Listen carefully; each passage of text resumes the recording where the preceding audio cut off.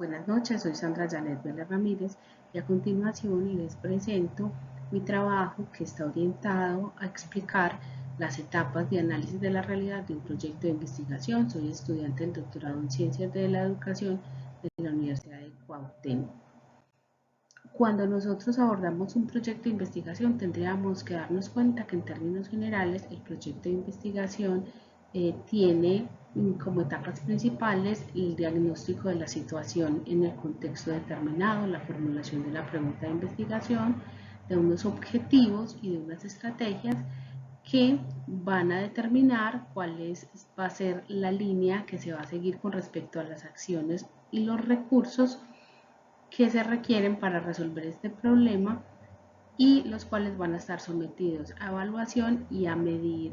cuál es el impacto esperado que se tiene a partir de los referentes teóricos y a partir de las evidencias o anexos que se puedan entregar. En términos generales, entonces, cuando estamos en la primera etapa, que es la etapa de diagnóstico situacional, nos tenemos que dar cuenta que hay que hacer un reconocimiento de ese espacio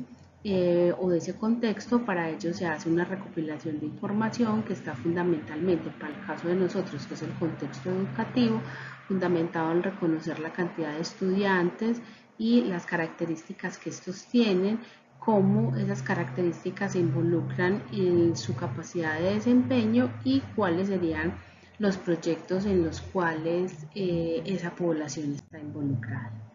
En un segundo momento pasamos entonces a la formulación y problematización de la propuesta, que lo que busca es que a partir de una lluvia de ideas se pueda seleccionar cuál es el problema de investigación y en donde se considere especialmente cuáles serían los factores que se presentan como causas de este problema y cuáles serían las consecuencias que este problema causa para poder identificar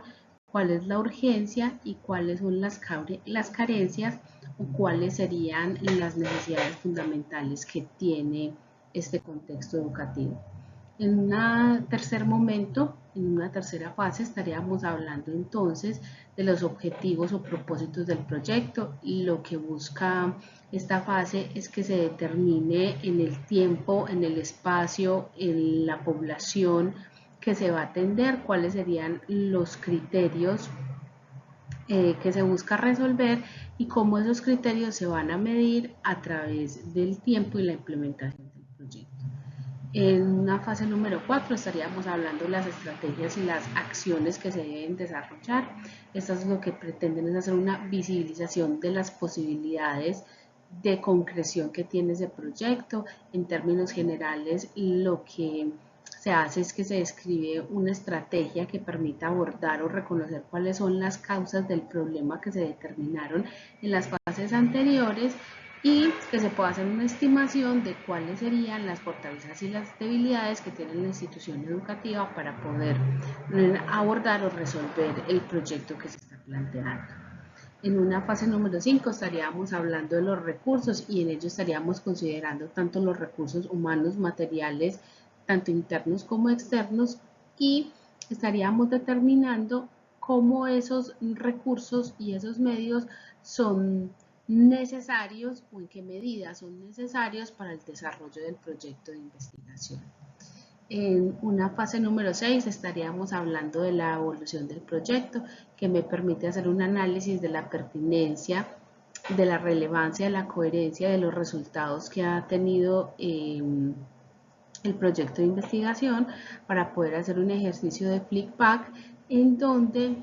se pueda hacer una recopilación del progreso y de las posibilidades que tiene el proyecto de investigación y se puede hacer una recogida de datos a través de procedimientos e instrumentos que nos permitan darnos cuenta si estamos bien orientados o no para el desarrollo de la investigación y poder desarrollar una intervención que sea apropiada a las necesidades del contexto. Cuando estamos hablando entonces de una séptima fase, una séptima etapa, estaríamos hablando del impacto esperado, en donde lo que se hace es evaluar los efectos secundarios que haya podido tener el proyecto y se hace un ejercicio de revisión del impacto tanto interno como externo del proyecto frente a la necesidad que se tenía determinada. En un momento número 8 hablamos de unos anexos que se presentan como las pruebas adicionales o evidencias del desarrollo de cada una de las etapas del proyecto y que me sirven como guías para tanto como para profesores como para alumnos para poder hacer un ejercicio de revisión y de análisis para proyectos futuros. Finalmente, tenemos una bibliografía la cual nos permite tener referencias frente a cuáles son los fundamentos teóricos que vamos a tener para la implementación del proyecto y que nos da una organización y una sistematización de las fuentes bibliográficas que se utilizaron. En términos generales, entonces, podemos decir que cada una de estas fases son necesarias para tener el éxito de un proyecto y que que fases como la evaluación serían muy cruciales para poner en relevancia el progreso y el potencial del proyecto y así obtener datos que nos permitan establecer procedimientos y herramientas para fases futuras del proyecto en donde se pueda determinar de manera clara y anticipada cuáles serían las posibles consecuencias, ajustes o articulaciones que podría tener este proyecto con otros proyectos, tanto a nivel interno como a nivel externo. Estas son las referencias bibliográficas que utilicé. Muchas gracias y muy buen día para todos.